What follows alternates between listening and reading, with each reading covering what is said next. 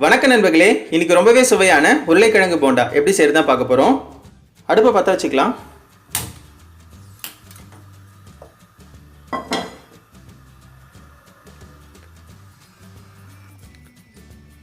தேவையான அளவு எண்ணெய் ஊற்றிக்கலாம்.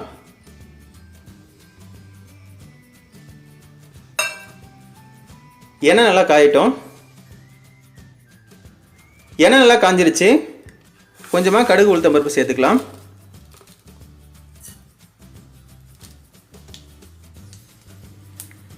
கொஞ்சமாக சோம்பு சேர்த்துக்கலாம்.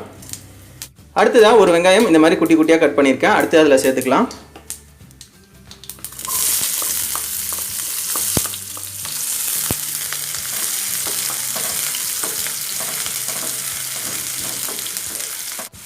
கொஞ்சமாக கருவேப்பிலை. அடுத்து ஒரே ஒரு பச்சை மிளகாய் இந்த மாதிரி குட்டி குட்டியாக கட் பண்ணியிருக்கேன். அடுத்து இதில் சேர்த்துக்கலாம். 1/4 ஸ்பூன் அளவுக்கு இஞ்சி பூண்டு விழுது சேர்த்துப்போம்.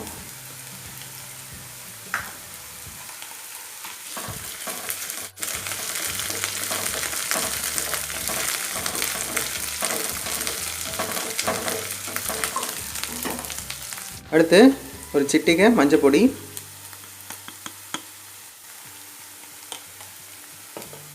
ஒரு 1/4 ஸ்பூன் அளவுக்கு பெருங்காயத்தூள், 1 டேபிள் ஸ்பூன் குழம்பு மிளகாய்த்தூள், தேவையான அளவு உப்பு சேர்த்துக்கலாம். இது நல்லா கலந்து விடுவோம்.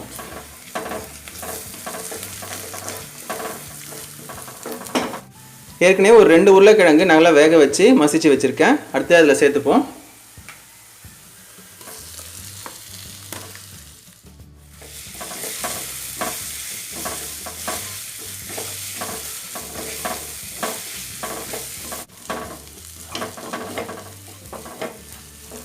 ஸ்டவ் ஆஃப் பண்ணிடலாம். கொஞ்சமாக கொத்தமல்லி தழை சேர்த்துக்கலாம். நல்லா கலந்து விட்டுப்போம்.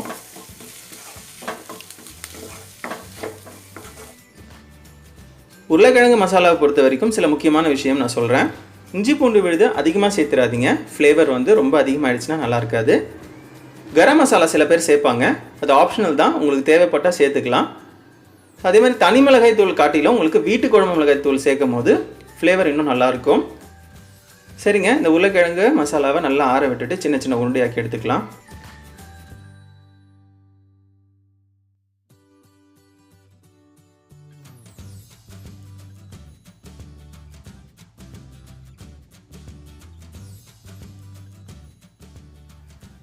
இப்போது உருளைக்கிழங்கு மசாலாவை சின்ன சின்ன உருண்டையாக்கி எடுத்துட்டோம்.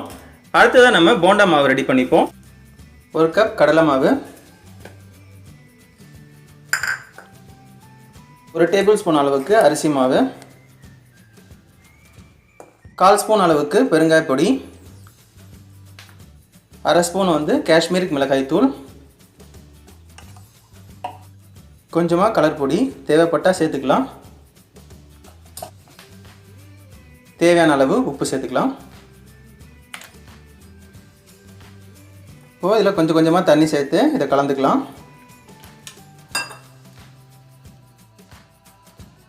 மாவு நல்லா கரைச்சாச்சு. ரொம்ப அதிகமாக தண்ணி விட்டு கரைச்சிடக்கூடாது. இந்த பதத்துக்கு இருந்தால் போதும்.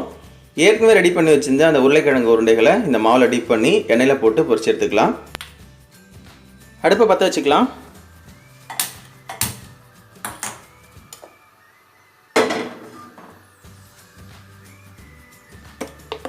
தேவையான அளவு எண்ணெய் ஊற்றிக்கலாம். எண்ணெய் நல்லா காயட்டும்.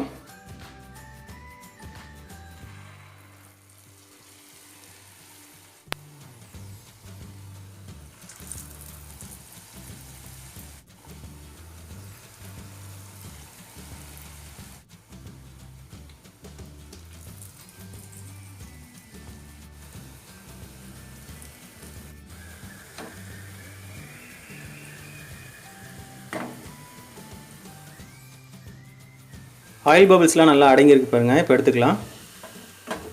எவ்வளோ அழகாக வந்திருக்கு பாருங்கள்.